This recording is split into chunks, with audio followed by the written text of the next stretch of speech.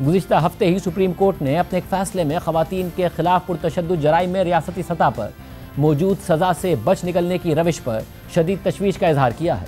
गुज़िश्ता हफ्ते supreme court से Mustafi होने वाले जस्टिस अतहर मिन अल्लाह ने 3 रुकनी बेंच की सरबराही करते हुए गुजरात की अदालत के अंदर जज के सामने शौहर के हाथों खातून के बहिमाना कत्ल का फैसला सुनाया था, जो 5 दिन पहले जारी किया गया है। फैसले में लिखा है कि यह मुकदमा 28 साला नईमा बीबी के हैरानकुन और भयानक कत्ल से मुताल्लिक है।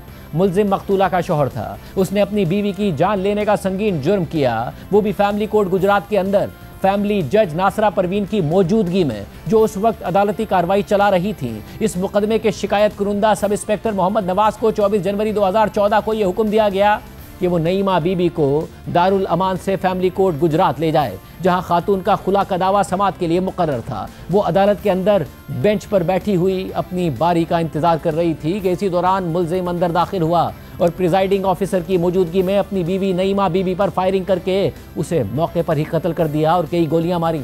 इस्तगासा ने अपने गवाहान पेश किए और सबूत रिकॉर्ड पर लाए ताकि मुल्जिम का जुर्म साबित किया जा सके। मुल्जिम ने ना तो हल्फ पर बयान देने का इंतखाब किया और ना ही अपने दिफा में किसी गवाह को पेश करने की कोई ख्वाहिश जाहिर की। उसका बयान रिकॉर्ड किया गया जिसमें उसने एतराफ़ किया कि उसने अपनी बीवी का यह भयानक कत्ल अदालत के अंदर ही किया। ट्रायल कोर्ट ने मुकदमे के इख्तिताम पर मुल्जिम को सज़ा सुनाई।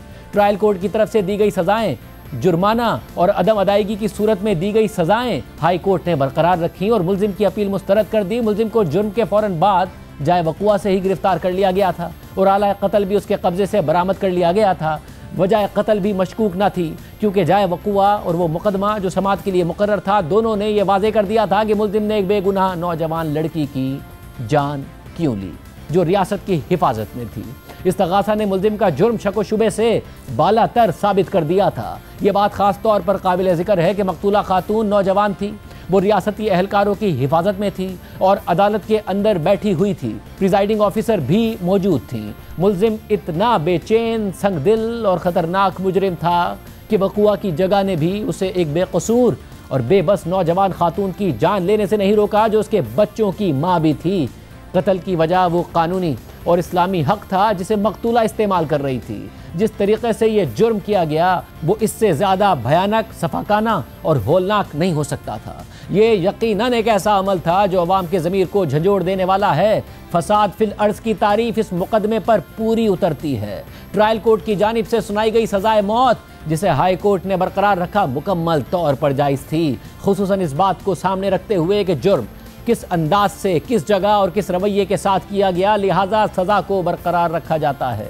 हम इस पर अपने शदीद तहफ़्फ़ुज़ात रिकॉर्ड करने पर मजबूर हैं कि ख़वातीन के ख़िलाफ़ पुरतशद्दुद जराइम किस कदर बेखौफी और बिला रोक टोक जारी हैं। गुज़िश्ता 12 माह के दौरान इस बेंच ने सिर्फ उन्हीं अपीलों को सुना जो सज़ाए मौत या उम्र कैद से मुताल्लिक थी। तशवीशनाक बात यह है कि इन मुकदमात में बड़ी तादाद ऐसी है जिनमें मुतासरा फ़रीक ख़वातीन थीं। मायूस और बेबस औरतें, माएँ, बहनें, बीवियाँ, जिन्हें मामूली मशकूक या झूठी गैरत के तसव्वुर जैसी बेबुनियाद वजूहात पर बेरहमी से कत्ल कर दिया गया। ये मुकदमात महज इनफरादी सफाकियत की निशानदही नहीं करते, बल्कि एक गहरी बीमारी को जाहिर करते हैं। यानी एक ऐसा निज़ाम इंसाफ जो कमज़ोरों के बजाय ताकतवरों की खिदमत करता हुआ नज़र आता है। ये एक हकीकत है कि महरूम और कमज़ोर तबक़ात से मुताल्लिक मुकदमात में तफ्तीश अक्सर कमज़ोर, कॉम्प्रोमाइज़ या जानबूझकर गैर मौसर कर दी जाती है। अवामी तवज्जो, इदारा जाती रद्द अमल और मीडिया कवरेज भी मुतासरा शख्स की समाजी हैसियत से मुतासिर होती दिखाई देती है।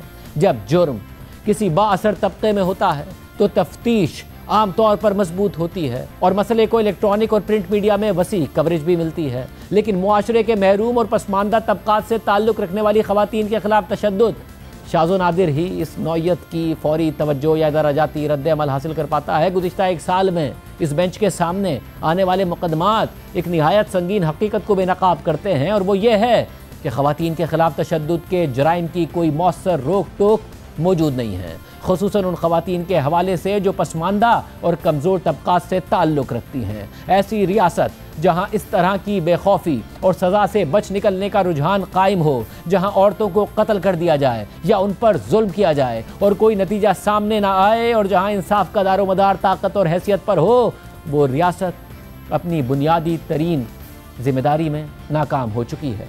यानी अपनी निस्फ आबादी की जान, इज्जत और मसावात का तहफ़्फ़ुज़ करने में नाकाम हो चुकी है। इंसाफ का ये इम्तियाजी इतलाक हुक्मरानी और मुआशरे दोनों के अखलाकी जवाल को वाज़े करता है। एक ऐसी रियासत जो सिर्फ ताकतवरों की हिफाजत करे और अपने कमज़ोर तरीन शहरियों को तनहा छोड़ दे, वो आइन के तहत कायम जमहूरियत की सूरत में काम करना छोड़ देती है। वो चंद लोगों के लिए चंद लोगों की हुक्मरानी बन जाती है। जब कमज़ोरों के खून को नज़रअंदाज कर दिया जाए और ताकतवर तबके के लिए सज़ा से बच निकलना एक इस्तेहकाक बन जाए, तो फिर आइन में दर्ज वादे महज एक खोखला फरेब बन जाते हैं। ऐसी रियासत कानून की हुक्मरानी कायम नहीं रखती, वो ताकत की हुक्मरानी नाफिज करती है। हम तवक्को रखते हैं कि पार्लियामेंट और इंतजामिया बेखौफी और सज़ा से बच निकलने के इस सिलसिले को ख़त्म करने के लिए मौसर इक़दामात करेंगी।